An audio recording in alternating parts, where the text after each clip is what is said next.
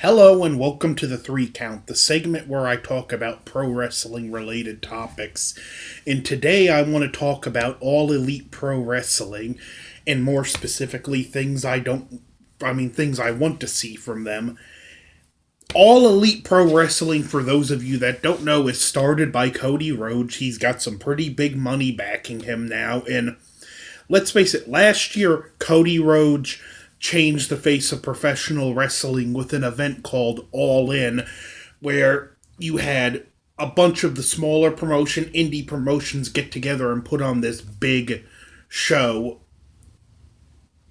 It really rivaled what was done with the first WrestleMania, and some can even argue surpassed it, given the fact that these were smaller draws that drew this together.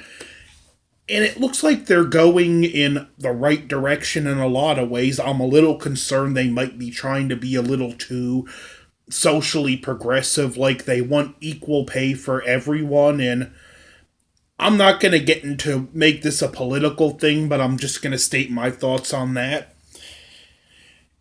Equal pay for everyone, especially in the wrestling business, doesn't work. Not everyone is as big of a crowd draw.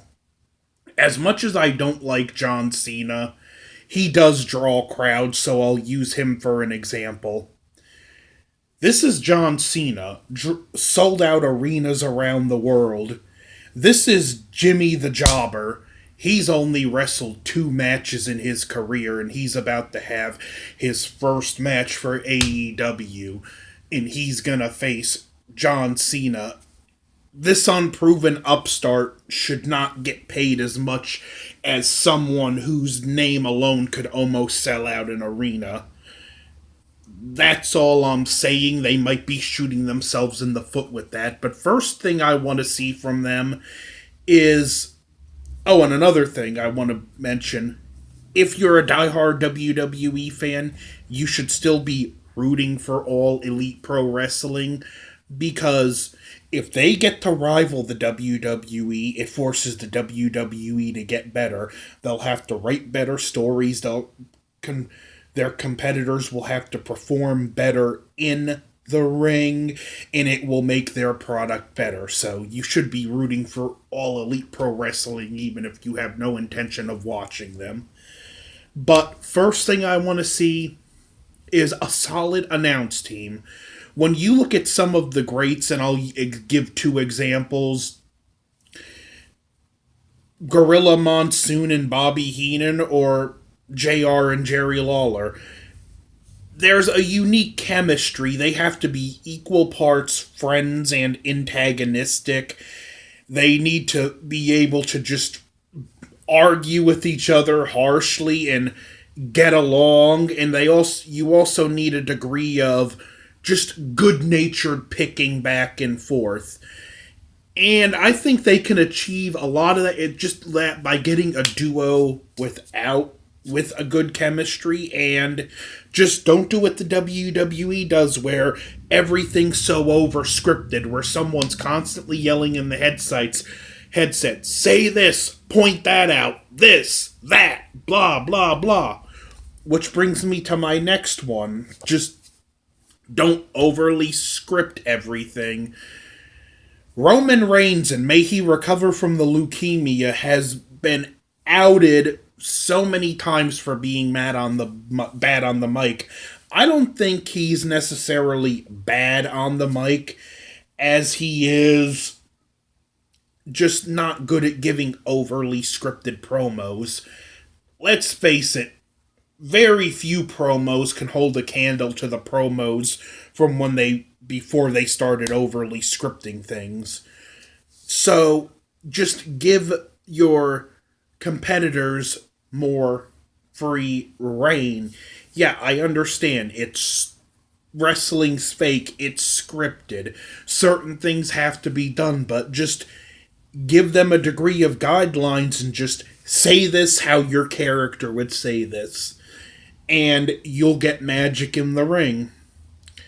Which, while we're on the subject of promos, managers in professional wrestling are a dying art, and I want to see more managers A good manager can elevate a wrestler while speaking for him without subtracting from him. And it would be nice to see not just heel managers, but face managers. It would be interesting to see if we got a case with two wrestlers, heel and face, feuding against each other in the ring, and the managers feuding with each other in the mic outside the ring. There's awesome opportunity there, and I would also like to see good tag teams. Anyone like me that remember watching this in the heyday of the Dudleys, Edge and Christian, the Hardys, and the other tag teams, we remember we may have tuned in for the main event, but we would stay for the tag teams. The tag team is a backbone of a good show. It can add so much variety to a match. The combos of wrestlers you can put together, just give us solid tag team wrestling. And another thing I want to see is they said they're going to do this. They're going to be more interested in searching the indies for their talent, which is good. One of the biggest mistakes Total Nonstop Action made is they got too keen on, oh, he left the WWE. He got fired from the WWE. Let's sign him. They were doing better when they were finding their own talent and pushing them, and even though shockingly they're still around and they're now Impact Wrestling, there was a time when they just seemed so dependent on scooping up whoever was fired from the WWE, and you can't build a business like that. It's all right to sign the odd big name here and there, but you need to develop your own signature talent. People you discover that you can push and make one of the next big names. So yeah, look for the indies.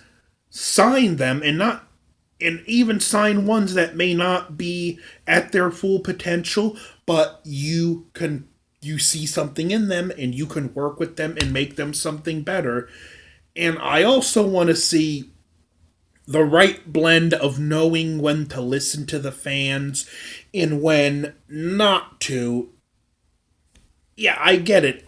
Fans support it, but I don't think the fans should dictate and hijack the show till they get their own way, so to say. Say you have a wrestler you know has potential for the future and the fans are hardcore behind the push, but you know he's not ready and he knows he's not ready. Don't give him the big push yet.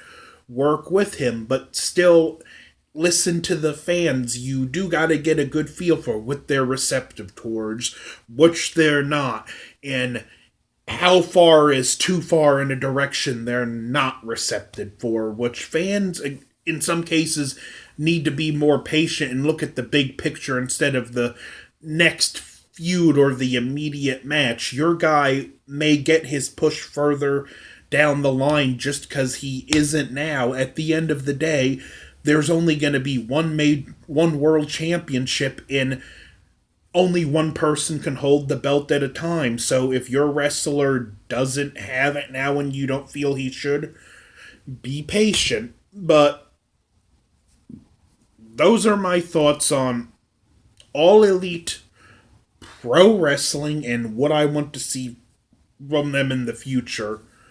Are you looking forward to All Elite Pro Wrestling? What are your thoughts? Like, share, comment, subscribe. Over and out.